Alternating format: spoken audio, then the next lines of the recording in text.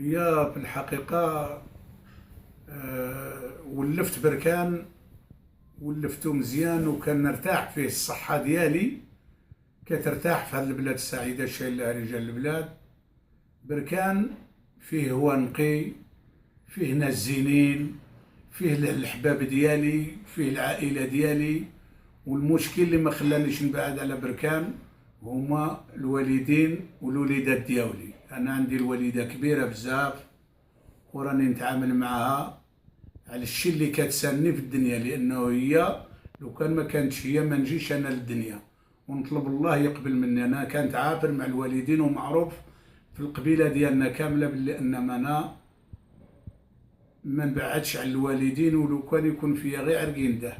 وكنقول بركان خير من الميريكان، راه ربي شاهد عليا. بركان خير من الميريكان وكاع المغرب.